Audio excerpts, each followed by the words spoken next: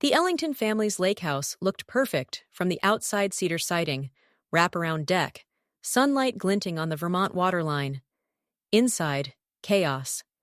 Uncles argued about fishing, kids chased each other through hallways, and Evelyn Ellington ruled the kitchen like a queen with a glass of wine instead of a crown. Maris stayed in the corners, silent, unseen. It was safer that way, especially around her brother, Kellen. He was everything she wasn't: charming, loud, adored. Every story he told grew taller. Every laugh fed his ego. And every time his eyes found hers, something dark sparked behind the grin. "Look who's creeping out of the shadows," he called when he saw her. "Better lock up the silverware." Laughter followed. Maris kept walking. "Remember Christmas?" he said louder. "When you destroyed Grandma's china cabinet? Cost Dad $3,000. "It was an accident," she murmured. "That's your problem, sis. Everything's an accident." By the stairs, he blocked her path, arms spread wide. "You can't pass," he said. That old game from childhood. But his eyes weren't playful anymore. She tried to duck under. His hands hit her shoulders. A shove. A blur. Then the crack. When Maris opened her eyes, she was staring at the ceiling. She tried to move her legs. Nothing. From above. "Get up!" Evelyn's voice snapped. "She's fine," Kellen said. "She's milking it." No one came. No one helped. Only 8-year-old Lily, cousin Ruth's granddaughter, whispered, "Why aren't they helping you?" Maris didn't have an answer. Then, finally, one voice cut through it all. "Enough," said Marcy.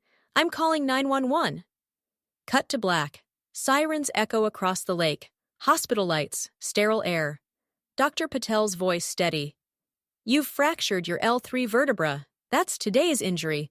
But these—" She pointed to other shadows on the MRI. 2 months old, 6 months, a year, Maris. "These are not accidents." For the first time, someone said it out loud. And meant it. Social services arrived. Tessa Myers from CPS sat by her bed, notepad in hand. "Maris, tell me everything, in your own words."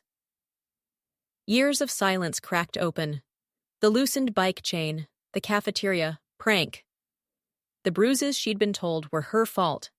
A knock Aunt Ruth. A manila envelope in her hand.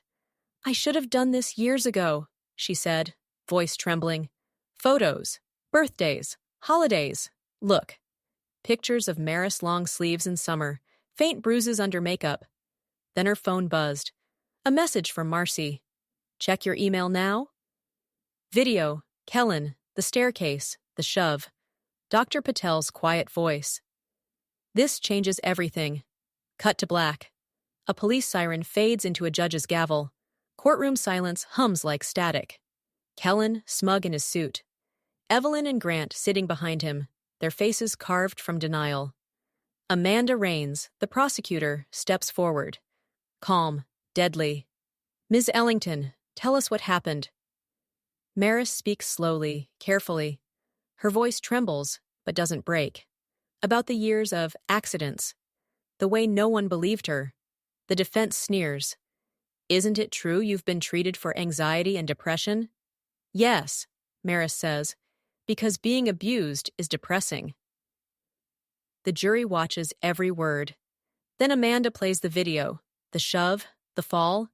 Gasps ripple through the room. Witnesses testify. "Tara, his ex-girlfriend, he pushed me down the stairs." A teammate, "He snapped over nothing." A neighbor, "I heard screaming every summer." Amanda's voice cuts the air. "You lost your temper, and your sister ended up in a hospital bed. That's not roughhousing, that's violence." Verdict: guilty on all counts. 2 years in prison, 5 years probation. Parents: convicted of neglect and endangerment. Evelyn glares at Maris as the gavel falls. "I hope you're happy." "I'm free," Maris says. "That's enough." Cut to black. The first quiet breath of her life. 2 weeks later, Maris moves into Aunt Ruth's house. The walls smell like paint and peace. Therapy begins. Painful, slow, but real. She starts writing again. An essay. The fall that saved my life. It goes viral. Letters pour in. Strangers say, "You gave me courage." She starts speaking publicly, schools, shelters, community halls. Every time, she remembers lying on that floor, unseen. Now, people listen. A year later, she stands at the bottom of her college dorm staircase. The wood looks the same, but she's not that girl anymore. Step, another, solid, free. Her phone buzzes. A message from Lily. "My teacher read your essay. She says you're a hero." Maris smiles. Not a hero, just someone who told the truth.